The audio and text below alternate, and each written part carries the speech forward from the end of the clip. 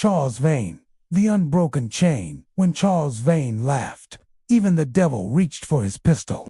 For here was a man who would rather burn the world than bow to any authority save his own unquenchable will. The smoke rising from Nassau Harbor carried more than the salt tang of Caribbean air and the acrid bite of cannon powder. It bore the dreams of desperate men and the death rattle of an empire's patience. In the year of our Lord 1718, as Governor Woodes Rogers approached the infamous pirate haven with his fleet of King's ships and his pockets full of royal pardons, one man stood on the ramparts of Fort Nassau and smiled like a wolf, watching sheep approach his den. Charles Vane was not a man who bent easily to any wind, whether it blew from London's halls of power or hell's own furnace. Born around 1680 in some forgotten corner of England where the rain falls like punishment and hope dies young, he had learned early that the world owed him nothing and would give him less. But where other men might have accepted their lot with the stoic resignation that poverty breeds, Vane possessed that rare and terrible quality that transforms ordinary desperation into extraordinary defiance, an absolute refusal to acknowledge any authority beyond his own burning will. Picture the England of his youth, a realm still drunk on the memory of Cromwell's Commonwealth, still reeling from the glorious revolution that had seen one king flee and another imported like fine wine from Holland.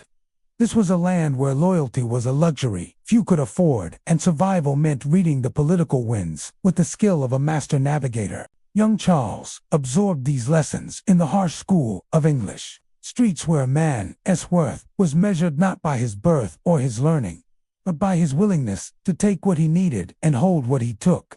The sea called to him, as it called to countless other sons of England's dispossessed classes, promising escape from the grinding poverty of a homeland that seemed designed to crush the spirit of any man not born to privilege. But where others heard, in the ocean's song, a lullaby of honest labor and steady wages, Vane heard something darker and more intoxicating.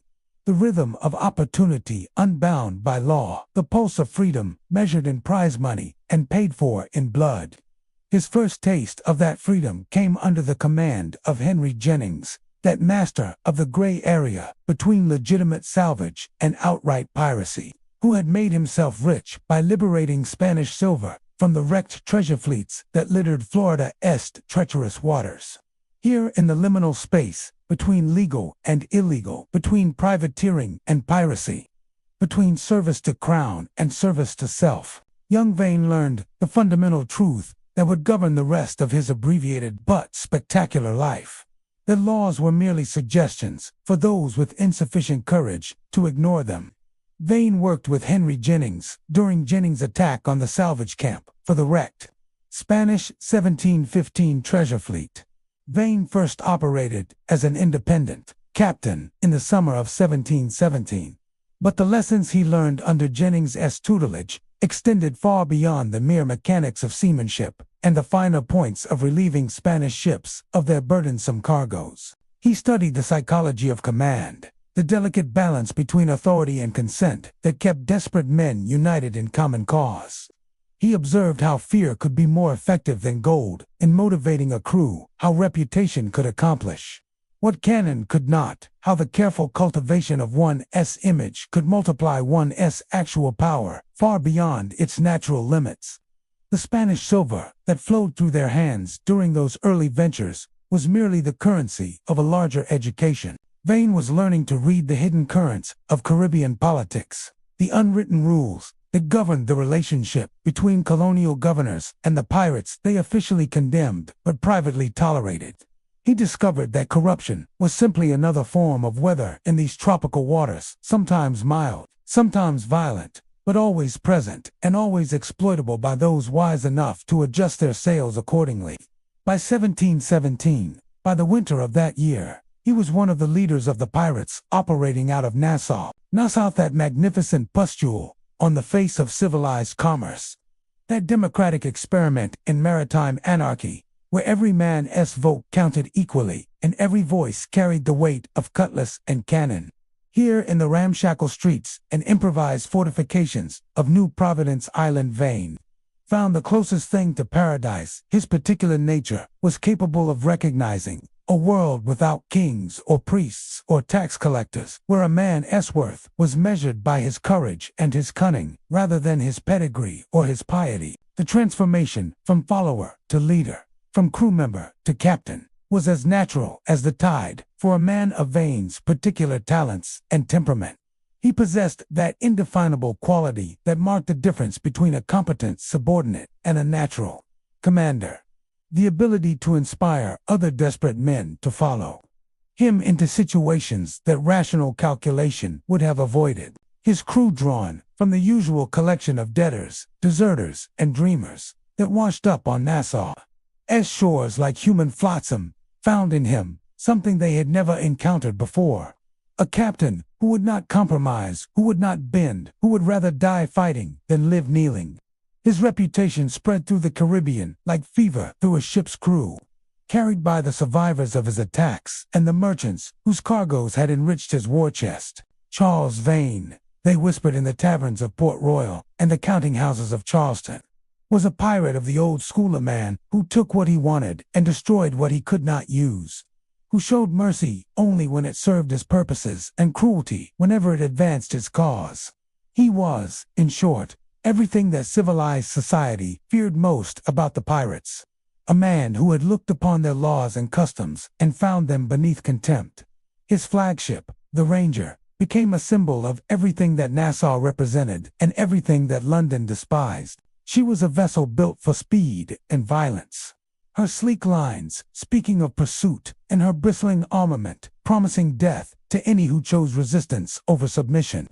Under Vane's command, she ranged throughout Caribbean waters like some maritime predator, striking where opportunity presented itself and vanishing into the maze of islands and hidden anchorages that made the region a pirate's paradise and a merchant's nightmare. The prizes he took during those golden years of Nassau's independence read like a catalogue of colonial commerce. Merchant vessels heavy with sugar and slaves, treasure ships carrying silver from the mines of Peru, trade goods destined for the growing cities of North America. Each successful capture added to his reputation and his treasury, while each act of defiance against legitimate authority reinforced his position as one of Nassau's premier commanders. But it was not merely his success as a predator that set Vane apart from his contemporaries. Other pirates might excel at the mechanics of their profession, the art of navigation, the tactics of ship-to-ship combat, the politics of crew management. But Vane possessed something rarer and more dangerous, an absolutely uncompromising vision of what freedom meant and what price he was willing to pay to preserve it. He understood, with the clarity that comes only from complete commitment to a principle, that the moment he accepted any external authority was the moment he ceased to be truly free. This philosophical purity, if it can be called that, manifested itself in ways both inspiring and terrifying. Where other pirate captains might negotiate with colonial governors or accept royal pardons when the pressure became too intense, Vane treated such overtures with the contempt he felt they deserved. He would not be bought, would not be intimidated, would not be reformed or rehabilitated or reintegrated into the very society he had rejected with such magnificent totality. The test of his principles came in 1718, when Governor Woodes Rogers arrived in Nassau with his fleet and his pardons and his absolute determination to end the pirate republic that had festered in the heart of British colonial waters. Rogers was everything that Vane was not, a man of system and order, a believer in the possibility of redemption through submission to legitimate authority, a representative of the patient but inexorable power of an empire that had decided the time for tolerance was over. The confrontation was as inevitable as sunrise, a collision between two incompatible visions of human society. Rogers offered the pirates of Nassau a choice: accept royal pardons and become law-abiding subjects of the crown, or face the full weight of British naval power. It was, he believed, a generous offer that reasonable men could hardly refuse. What he had not calculated was that Charles Vane had long ago ceased to be a reasonable man by any conventional standard. The pirate, who infamously refused a pardon and instead fired his cannons at the ship of Governor Woodes Rogers in the Bahamas, was eventually captured, found guilty of piracy, and hanged in Jamaica in March 1721. The cannon fire that answered Rogers' offer of mercy was Vane's eloquent response to the very concept of submission. Here, in the thunder of artillery and the smoke of defiance, was a man announcing to the world that some principles were worth more than life itself. That freedom was a treasure that could not be surrendered no matter what price was offered in exchange.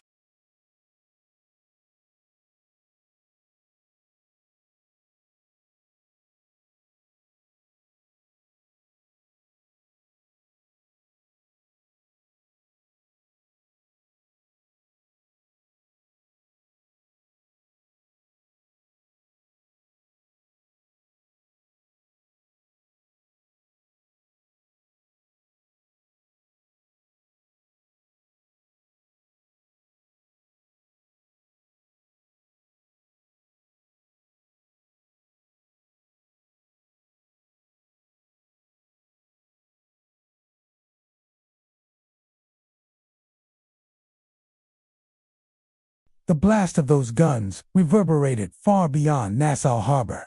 They announced the end of one age and the beginning of another. The conclusion of the pirates' brief experiment in democratic anarchy and the start of their systematic extermination by imperial authority. But more than that, they established Charles Vane as something unique in the annals of piracy, a man who would not bend, would not compromise, would not accept the comfortable servitude that others called survival. What followed was a masterpiece of maritime cat-and-mouse, a deadly game of hide-and-seek played out across the Caribbean's vast expanse of water and islands. Rogers had the advantage of legitimacy, official support, and superior resources. Vane had the advantages of local knowledge, desperate loyalty from his crew, and an absolutely uncompromising commitment to his cause. The contest was as uneven as it was inevitable. But Vane played his weaker hand with the skill of a master gambler who understood that sometimes the only way to win was to refuse to acknowledge the possibility of defeat. His raids during this period took on an almost mythological quality, striking from hidden bases in the Bahamas' maze of islands and channels. He appeared where least expected and vanished before effective response could be organized. His knowledge of Caribbean waters, accumulated through years of operation in these treacherous shoals and hidden passages, allowed him to utilize escape routes that pursuing vessels could not follow. He moved through his domain like a ghost ship, substantial enough to do enormous damage, but too elusive to be cornered by conventional naval tactics. The psychological warfare was as important as the physical conflict. Every successful raid by Vane reinforced the message that royal authority was not absolute, that resistance was possible, that the crown's power had limits that a sufficiently determined opponent could exploit. His continued freedom became a form of propaganda that no amount of official proclamation could counter, living proof that the empire was not as omnipotent as it claimed. Yet the pressure was inexorable, grinding away at his resources and his options like water wearing stone. The network of corrupt officials and complicit merchants that had sustained Nassau's pirate economy was being systematically dismantled by Rogers' administration. Safe harbors became scarce as colonial governments throughout the Caribbean coordinated their anti-piracy efforts. Most crucially, the pool of potential recruits was drying up as the royal pardons siphoned away the desperate men who might otherwise have joined his crew. The beginning of the end came not from external pressure but from internal contradiction. Vane's absolute commitment to freedom, the very quality that made him such an inspiring leader, also made him increasingly impossible to follow. His refusal to accept any compromise, any tactical retreat, any acknowledgement of changed circumstances began to feel less like principled leadership and more like suicidal obsession to men whose primary concern was staying alive long enough to enjoy their accumulated plunder. He was one of the more successful pirates of the early 18th century, but his luck ran out when he was overthrown by his quartermaster, John Rackham. Historically, Vane was not captured and hanged by the British until 1721, nearly 5 years after the show takes place. He had been deposed as captain by Jack Rackham, and he and a handful of loyal men were left on a sloop, while Rackham and his men took the Ranger. The mutiny that removed him from command was as swift and decisive as any of his own raids. John Calico Jack Rackham, his quartermaster and former confidant, led a revolt that reflected not personal animosity, but simple, practical calculation. The crew that had followed Vane into defiance of imperial authority was not prepared to follow him into martyrdom. And Rackham offered them what their captain never could: the possibility of survival through strategic compromise. The irony was exquisite and terrible. Vane, who had built his career on the principle that freedom was worth any price, found himself deposed by men who concluded that the price had become too high. The democratic system that had elevated him to command now cast him down, not through any failure of courage or competence, but through the simple mathematics of survival. In the harsh algebra of pirate politics, inflexibility had become a liability rather than an asset. Cast adrift with only a handful of loyal followers and a small sloop, Vane faced a choice that had confronted countless other deposed leaders throughout history. Accept defeat gracefully or continue fighting against impossible odds. True to his nature, he chose the harder path, attempting to rebuild his fleet and his reputation through sheer force of will. What followed was a campaign that bordered on the quixotic, a one-man war against an empire that had grown tired of tolerating opposition. His subsequent career resembled nothing so much as a slow-motion martyrdom, a gradual process of attrition that wore away his resources, his options, and finally his freedom itself. The Caribbean that had once offered infinite possibilities for a clever pirate had become a shrinking cage, its walls closing in as colonial governments coordinated their efforts and naval patrols multiplied like antibodies fighting infection. The end, when it finally came, was both inevitable and anticlimactic. Vane was thrown in prison, where he awaited trial for almost 2 years. He was found guilty of piracy in March 1720 and finally hanged 1 year later, in 1721. A few days later, on the 29th of March 1721, Vane was publicly hanged for piracy. His body was left on display in a gibbet outside Port Royal's harbor as a warning to other pirates. Captured through simple misfortune rather than any failure of skill or courage, he found himself facing the same legal machinery that had processed countless other pirates before him. The trial was a foregone conclusion, its outcome predetermined by laws that recognized no distinction between justified resistance and common criminality. But even in defeat, Vane remained true to the principles that had governed his life. The record suggests that he showed no remorse, offered no pleas for mercy, made no attempt to curry favor with his judges through displays of repentance or cooperation. He faced death with the same uncompromising dignity that had characterized his approach to life, refusing to give his enemies the satisfaction of seeing him broken by their justice. The gallows that awaited him in Port Royal had been constructed from the same Caribbean hardwood that had built his ships and the docks where he had sold his prizes. There was a poetic justice in this of materials of his freedom becoming the instruments of his execution. The wealth of the region he had dominated used to purchase the rope that would end his defiance. Yet even the symbolism could not diminish what he had accomplished or what he had represented. Standing on the scaffold with the noose around his neck, Charles Vane could survey a legacy that transcended the simple binary of success and failure. He had lived exactly as he chose to live, had died exactly as he chose to die, had maintained his integrity in a world designed to corrode such luxuries. The empire that was about to execute him had been forced to expend enormous resources to achieve his capture, had been compelled to acknowledge through its very efforts that he represented something significant enough to warrant systematic destruction. The crowd that gathered to witness his execution was composed of the usual mixture of morbid curiosity seekers and moral instruction seekers, but among them were men who had sailed under his command, merchants who had lost fortunes to his raids, colonial officials who had struggled to contain his influence. They had come to see the end of an era, the final elimination of the rope that ended Charles Vane's life in March 1721 also marked the effective end of Nassau's experiment in piratical democracy. Within a few years, the last of the great pirate captains would be dead or captured. Their fleets scattered, their safe havens transformed into respectable colonial ports. The age of Caribbean piracy was ending, not with a glorious battle, but with a series of legal executions that demonstrated the inexorable power of organized government over individual rebellion. Yet Vane's execution accomplished something that his life alone could not have achieved. It transformed him from a historical figure into a symbol, from a particular man with specific grievances into a universal representation of the human refusal to accept limitation. The body that swung from the Port Royal gibbet was mortal and finite, but the idea it represented was neither. He had become living war, perhaps dying proof that some principles were worth more than life itself. The economic impact of his career had been significant, but ultimately localized. The ships he had captured, the cargoes he had seized, the trade routes he had disrupted, all of these could be replaced, rebuilt, rerouted by the patient machinery of commercial empire.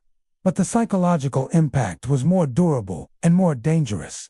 He had demonstrated that imperial authority was not absolute, that organized resistance was possible, that individual will could challenge institutional power even when the odds were hopeless.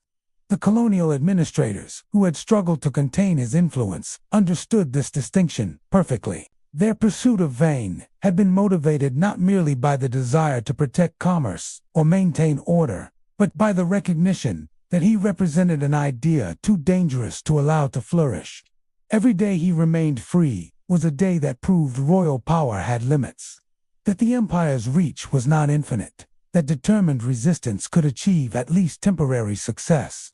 His influence extended beyond the immediate community of pirates and their victims to encompass the broader population of colonial subjects who chafed under imperial authority, planters who resented taxation without representation, merchants who objected to trade restrictions, religious dissenters who rejected established churches, all found in Vane's example a template for resistance that was both inspiring and terrifying. The inspiration lay in his demonstration that individual will could challenge institutional power, that personal freedom was achievable for those willing to pay its price. The terror lay in the recognition of what that price actually entailed. Not merely the risk of death, but the certainty of living outside all social bonds, of existing in a state of permanent war against the organized forces of civilization itself. This dual nature of his legacy, inspiring and cautionary, liberating and destructive, reflected the fundamental ambiguity of the freedom he had represented. Vane's liberty was not the regulated freedom of constitutional government or the disciplined freedom of religious conscience, but something more primal and more dangerous. The absolute freedom of the natural man, unbound by any social contract save those he chose to accept and capable of abandoning at will. Such freedom was necessarily hostile to all forms of organized society, incompatible with the compromises and accommodations that made civilized life possible. A world of Charles Vane's would have been a world of perpetual warfare, of constant struggle for dominance, of brutal competition for scarce resources.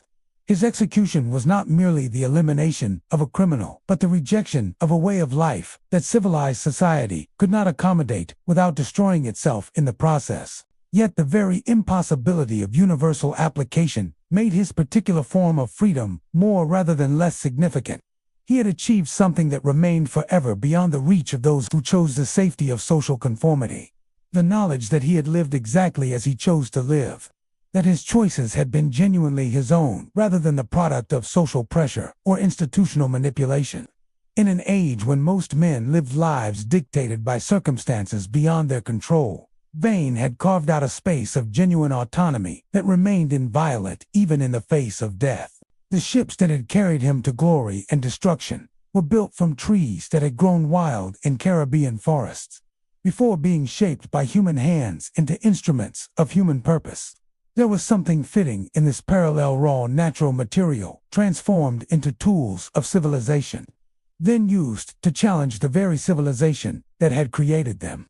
Vane's career followed a similar trajectory, taking the skills and knowledge imparted by civilized society and turning them against the system that had provided them. His understanding of navigation, seamanship, and naval tactics had been acquired through legitimate channels, service under licensed providers, observation of regular naval operations, participation in sanctioned military actions.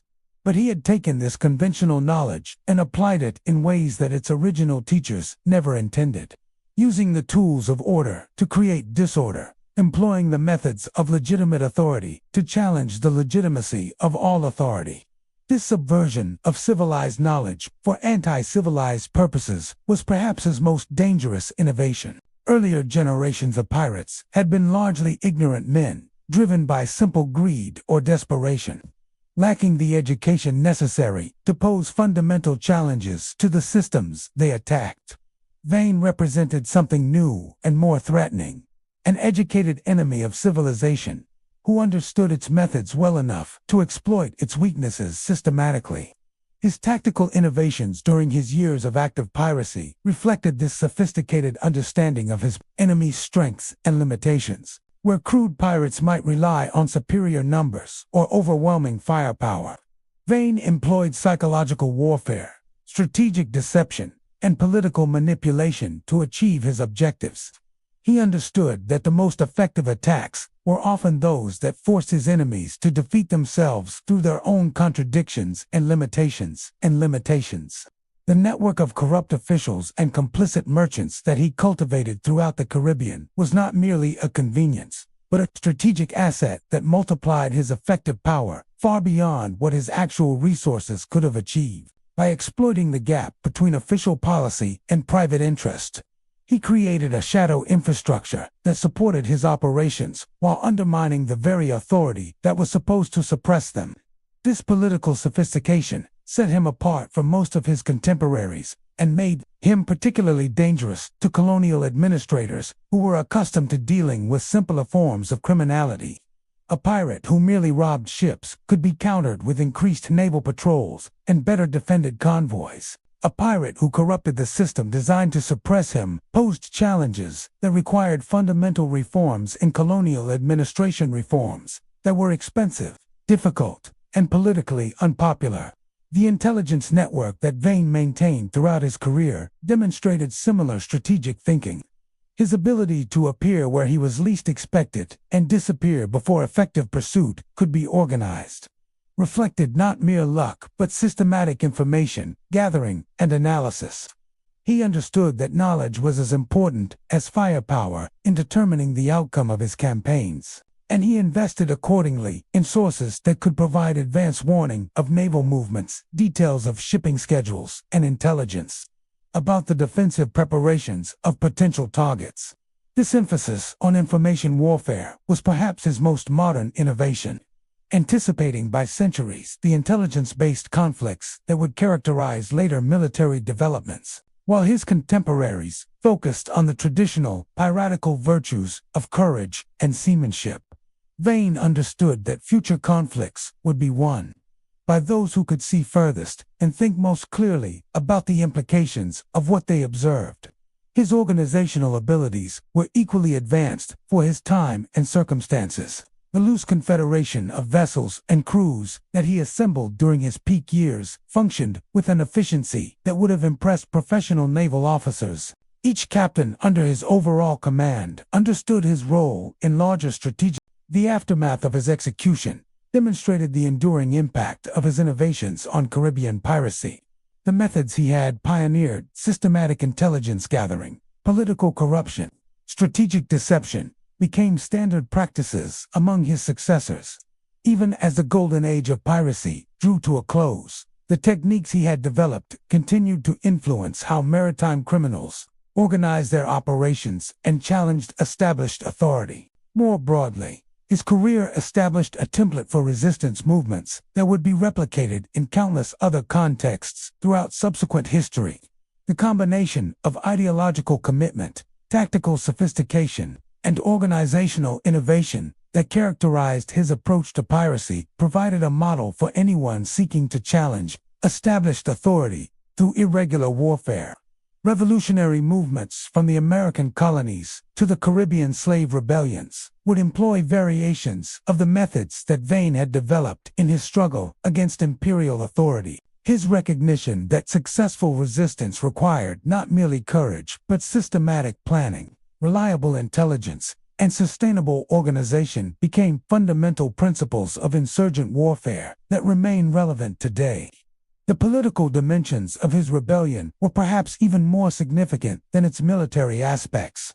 By framing his resistance in terms of fundamental principles rather than mere criminal opportunism, Vane transformed piracy from a purely economic activity into a form of political protest. His refusal to accept royal pardons was not simply stubborn pride, but a principled rejection of the legitimacy of the authority that offered them.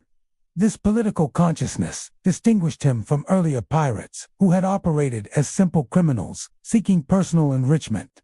Vane understood that his struggle was part of a larger conflict between different visions of social organization, the centralized hierarchical model represented by imperial government versus the democratic, egalitarian alternatives embodied by piratical communities like Nassau. His execution thus represented not merely the elimination of a successful criminal, but the suppression of a political alternative that threatened the foundations of colonial authority.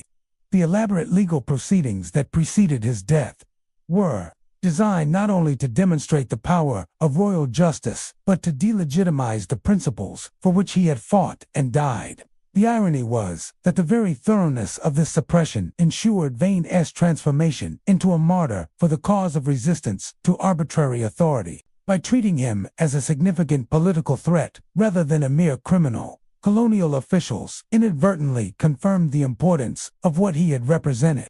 The resources devoted to his capture and the ceremonies surrounding his execution were tributes to the power of his example, even as they were intended to destroy that power forever. The gibbet, where his body was displayed after execution, became an inadvertent shrine to the possibilities of individual resistance against institutional authority. Colonial officials intended it as a warning to potential followers, but it also served as a reminder that such resistance was possible, that individual will could challenge imperial power, that some principles were worth dying for, even when they could not be successfully defended.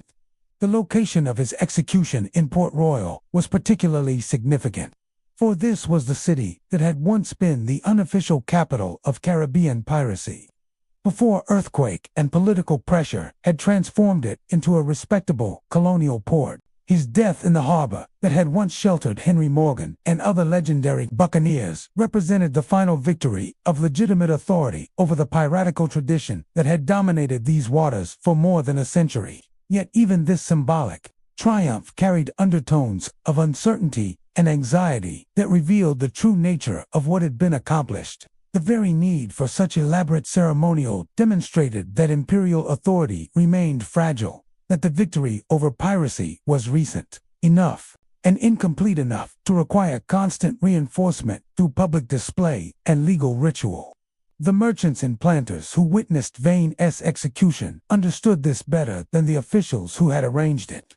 They had lived through the years when pirates like Vane could challenge their enterprises with impunity, when royal authority was a distant abstraction and local security depended on private arrangements with criminal organizations. The gibbet in Port Royal Harbor represented not just the death of one man, but the end of an era when alternative forms of power could flourish in the margins of imperial control. The transformation of the Caribbean from a region of competing authorities to one of unified imperial control was perhaps Vane's most lasting legacy, achieved not through his success but through the systematic response that his resistance had provoked. By pushing colonial officials beyond their tolerance for irregular authority, he had forced them to develop more effective methods of control that would reshape the entire region for generations to come. The naval patrols, intelligence networks, and administrative reforms that Rogers and his successors implemented to combat piracy became permanent features of Caribbean governance, extending imperial authority into areas where it had previously been weak or absent. The anti-piracy campaigns that began as responses to specific threats, like Vane evolved into comprehensive systems of colonial control that affected every aspect of regional life. In this sense, Vane's rebellion succeeded even in failure, forcing imperial authority to reveal its true nature and extent in ways that peaceful compliance could never have accomplished. His resistance compelled the empire to invest in Caribbean governance at levels that pure commercial interest could not have justified, creating infrastructure and institutions that outlasted the threats they were designed to counter. The roads, fortifications, and communication systems built to support anti-piracy operations served broader imperial purposes long after the last pirates had been eliminated. The legal codes developed to prosecute maritime criminals became models for colonial justice throughout the British Empire. The administrative techniques pioneered by Rogers in his struggle against Vane and his contemporaries influenced imperial governance worldwide. These unintended consequences of his resistance demonstrate the complex ways in which individual rebellion can shape the systems it opposes. Vane fought for freedom from imperial authority, but his struggle ultimately strengthened that authority by forcing it to become more efficient, more comprehensive, more responsive to local conditions. He challenged the empire and lost, but the empire that defeated him was fundamentally different from the one he had originally opposed. The biographical details of his early life remain frustratingly sparse, as if the man himself recognized that his origins were less important than his choices, his pasts less significant than his principles. He is thought to have been born about 1690, probably in England. Charles Vane, 168029, March 1721, was an English pirate during the Golden Age of piracy, who operated for over 3 years, from about 1716 to 1719, during the post-Spanish succession period. The uncertainty about his birth reflects the broader anonymity that characterized the lives of most common people in this era. But it also suggests something more deliberate, a conscious effort to against this background. The democratic traditions of piratical society appeared revolutionary, offering alternatives to social arrangements that most people accepted as natural and inevitable. Vane's success in maintaining these traditions while achieving military and economic objectives demonstrated their practical viability, at least under the specific conditions that prevailed in the early 18th century Caribbean. The eventual collapse of this democratic experiment was not due to internal contradictions, but to external pressure from forces that could not tolerate the example it provided. Imperial authorities understood that piratical democracy was not merely a criminal organization, but an alternative form of social organization that challenged the fundamental assumptions upon which colonial society was based. The systematic campaign against Caribbean piracy was thus not simply a law enforcement operation, but a form of ideological warfare designed to eliminate alternatives to established authority. The success of this campaign required not merely the capture and execution of individual pirates, but the destruction of the social and economic infrastructure that had supported their democratic experiments. Vane's execution represented the climax of this campaign, the elimination of the last major figure who embodied the principles and practices that had made piratical democracy viable. His death marked not just the end of his personal resistance, but the conclusion of a brief historical moment when alternative forms of social organization had been possible in the margins of imperial control. Yet, even in death, he achieved a form of victory that his enemies could not prevent or control. By maintaining his principles to the end, by refusing to compromise or collaborate or seek mercy through submission, he ensured that his example would outlive his physical existence. The man who died on the scaffold in Port Royal became a symbol that no amount of imperial authority could eliminate or control. The stories told about him in the years following his execution reflected this symbolic transformation. Details of his actual career became less important than what he represented, the possibility of living according to one's own principles, regardless of consequence, the refusal to accept limitations imposed by others, the willingness to pay any price for genuine freedom.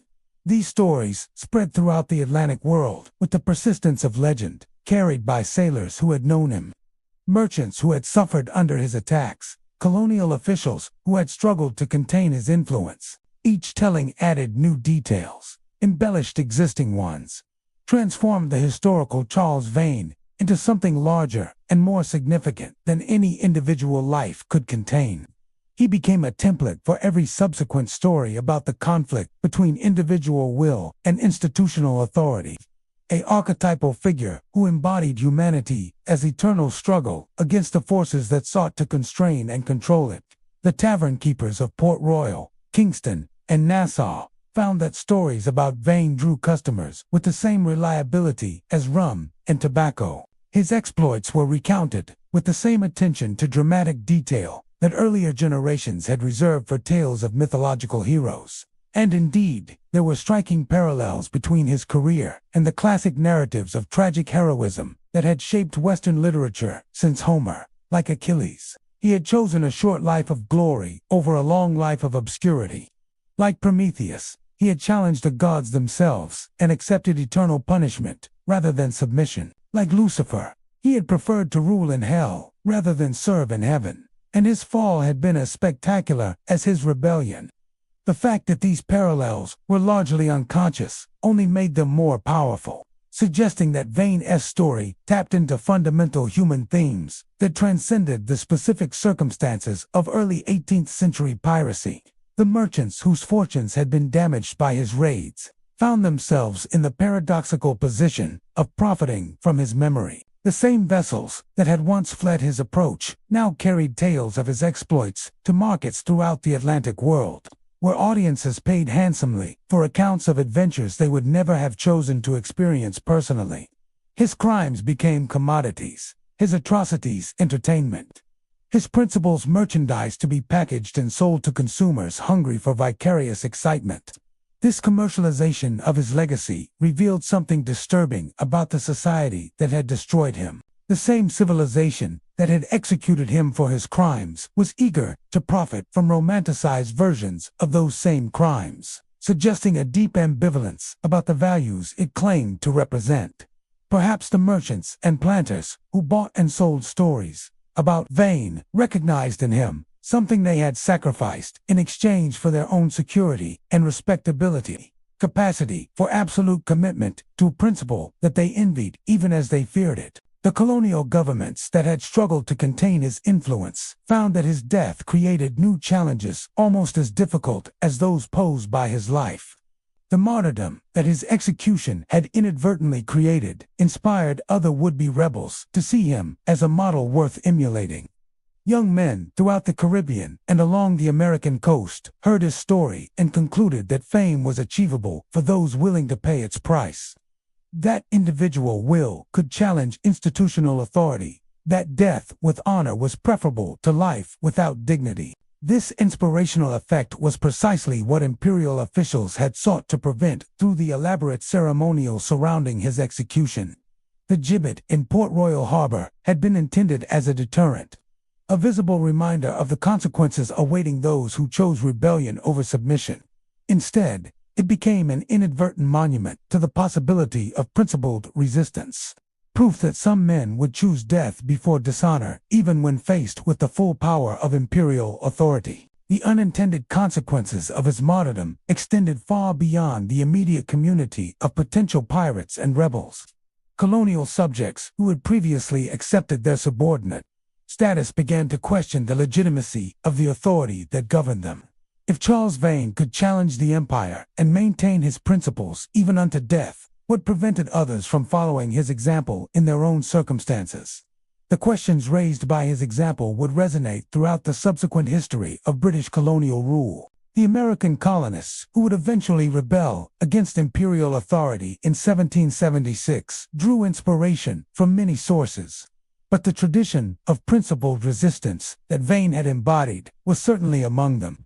His demonstration that individual will could challenge institutional power provided a template that would be adapted to different circumstances and different causes throughout the 18th century and beyond.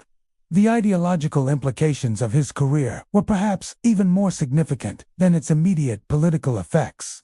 Vane had lived and died according to a philosophy that placed individual freedom above social order, personal principle above collective welfare, autonomous choice above external authority. This philosophy was fundamentally incompatible with the assumptions that governed civilized society.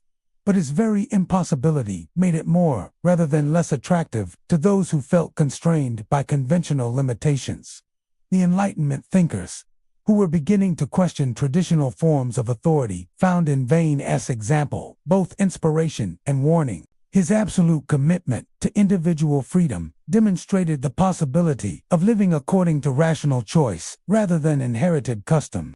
But his ultimate destruction revealed the price that such commitment might exact from those who embraced it completely.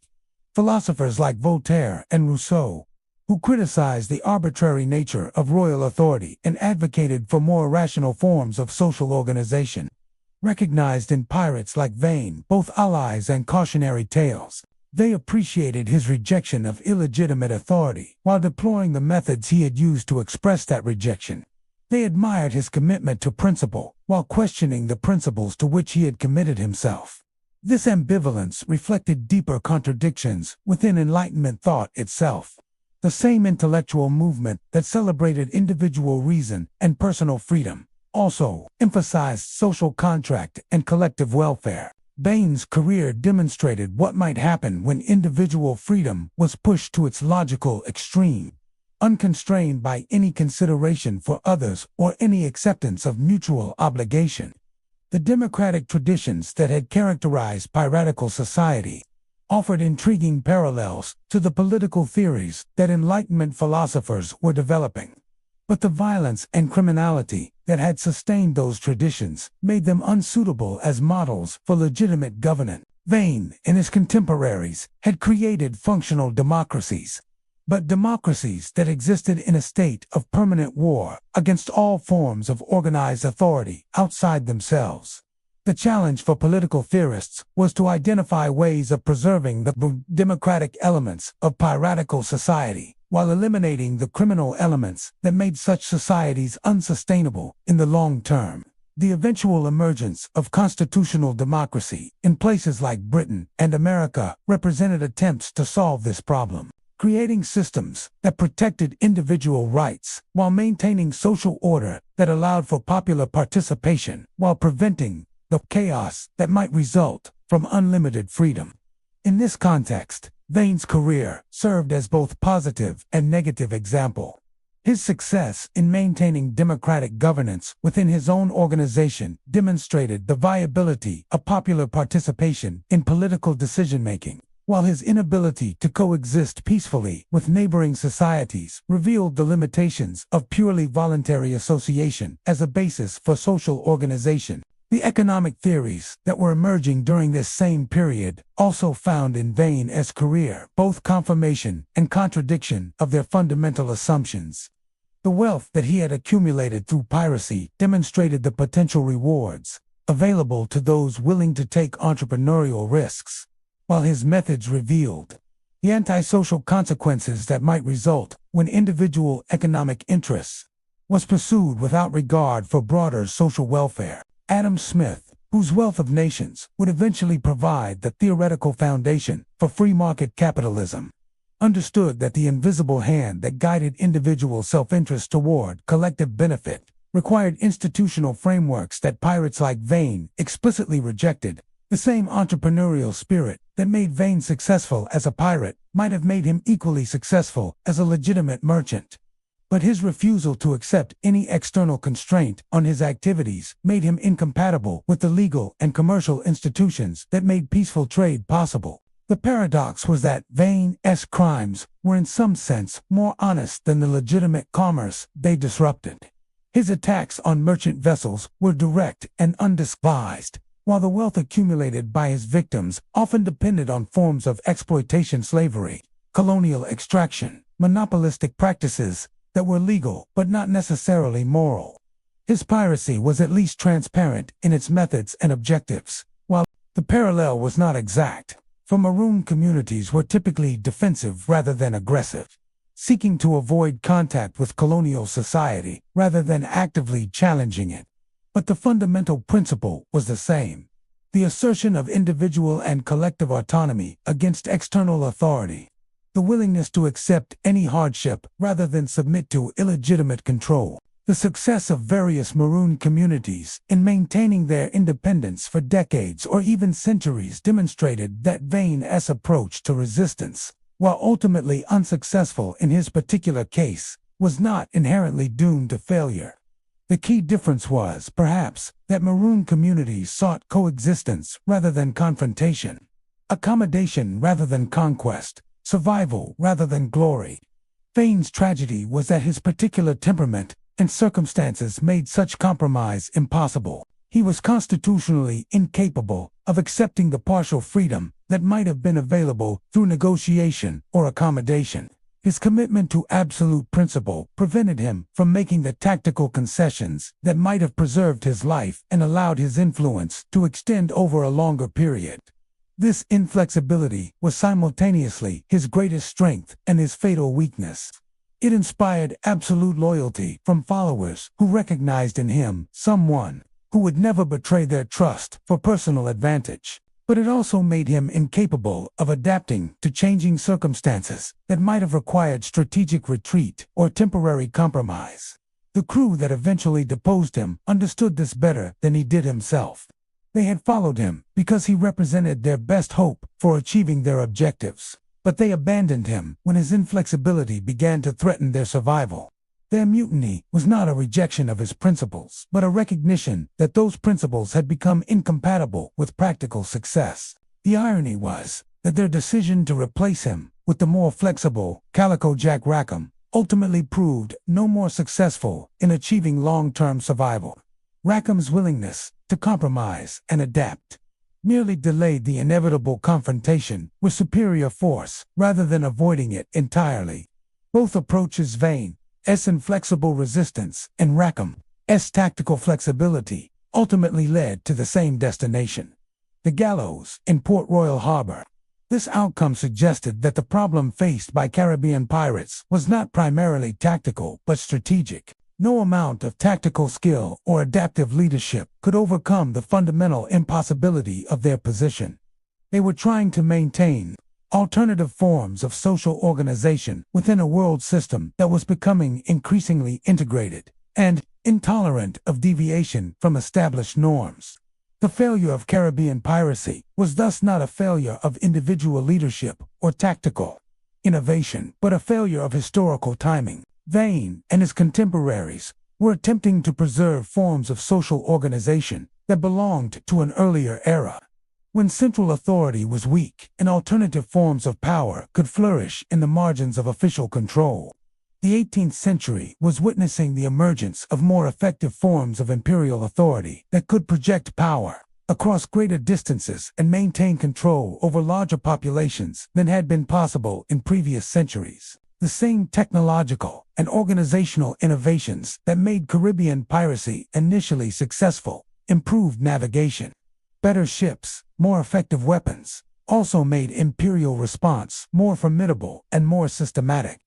Vane's career occurred at the precise moment when this transition was taking place, when the old system of weak central authority and strong local autonomy was giving way to more integrated forms of imperial control. His resistance was not just to specific policies or particular officials, but to the entire historical process that was transforming the Atlantic world from a collection of semi-autonomous regions into a unified imperial system.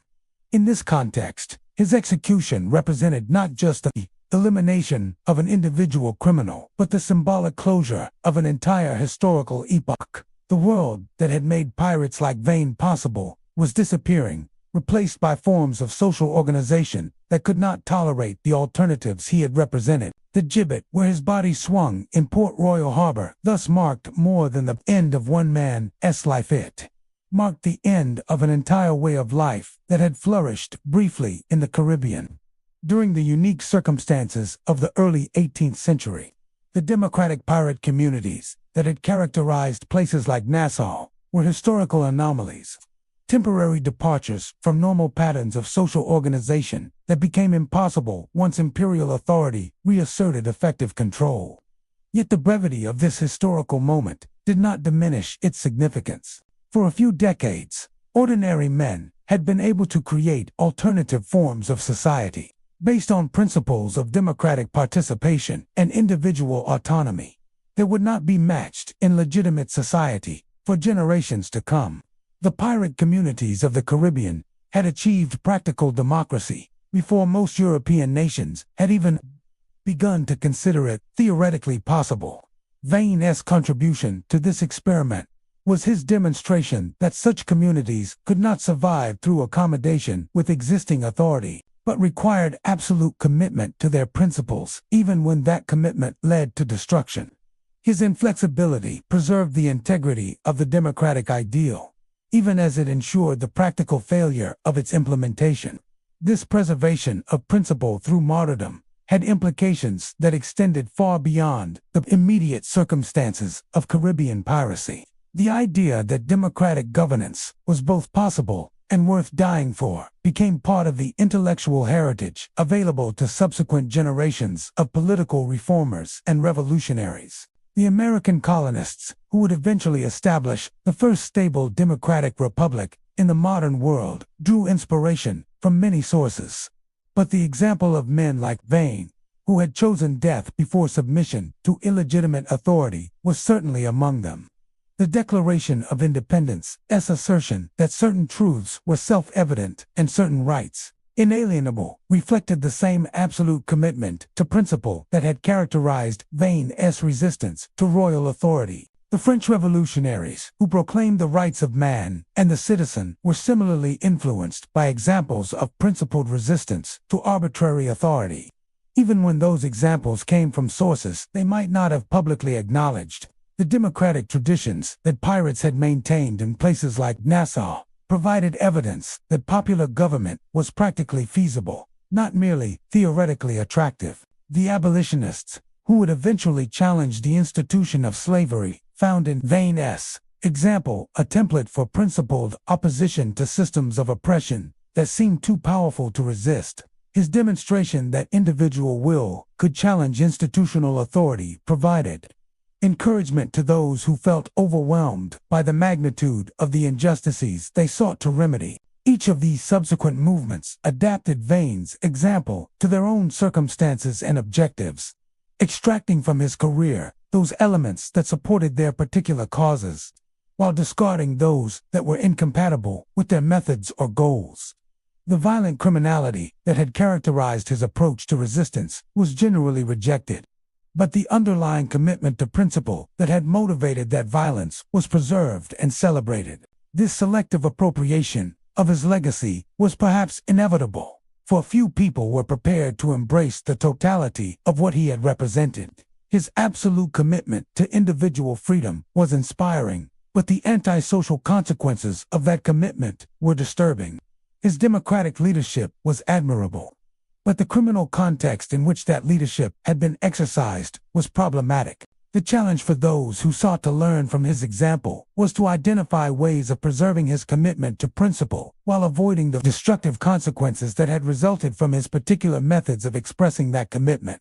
The constitutional democracies that eventually emerged in places like Britain and America represented attempts to solve this problem, creating institutions that protected individual rights while maintaining social order. The success of these institutional solutions demonstrated that Vane's fundamental insights about the importance of individual autonomy and democratic participation were correct, even though his particular methods of implementing those insights had proved unsustainable. The democratic ideals he had embodied could survive and flourish, but only within institutional frameworks that he had been temperamentally incapable of accepting. This institutional domestication of his radical principles was both necessary and tragic. Necessary because unrestrained individual freedom proved incompatible with social order. Tragic because the institutional constraints required to make democracy viable also limited the very autonomy that made democracy valuable in the first place. The citizens of modern democratic societies enjoy freedoms that Vane could never have imagined: protection from arbitrary authority, participation in political decision-making, legal guarantees of individual rights, but they also accept limitations that he would have found intolerable. Their freedom is regulated, constrained, channeled through institutional mechanisms that prevent it from threatening social stability. The trade-off has generally been considered worthwhile by those who benefit from it, but it represents a fundamental compromise with the absolute principles that Vane had embodied. Modern democratic citizens are free within limits, autonomous within constraints, self-governing within boundaries established by law and custom rather than individual choice. Whether this compromise represents progress or decline from the alternative that Vane had represented depends on one's priorities and values. Those who prioritize security, prosperity, and social order will generally consider the institutional evolution of democracy to be an improvement over the anarchistic alternatives that pirates had attempted. Those who prioritize individual autonomy and absolute freedom may find in contemporary democratic institutions a betrayal of the principles for which men like Vane died. The continuing appeal of Vane's story suggests that the tension between these competing values has never been fully resolved. Each generation rediscovers in his career a reminder of possibilities that have been sacrificed in exchange for the benefits of civilized society. Alternatives that remain theoretically available but practically impossible under contemporary conditions. The romanticization of piracy in popular culture reflects this ongoing ambivalence about the choices that modern society has made. Movies, novels, and television shows about pirates typically present them as heroic figures fighting against corrupt authority, conveniently ignoring the criminal violence that made their resistance possible, while celebrating the freedom and adventure that such violence supposedly enabled. This sanitized version of piracy bears little resemblance to the historical reality that Vane experienced, but it serves important psychological functions for audiences who feel constrained by contemporary social institutions. The fictional pirate provides vicarious experience of absolute freedom, allowing consumers of pirate entertainment to imagine what life might be like without the limitations that govern their actual existence. The fact that such fantasies remain popular centuries after the historical phenomenon that inspired them ended suggests that Vane's legacy continues to influence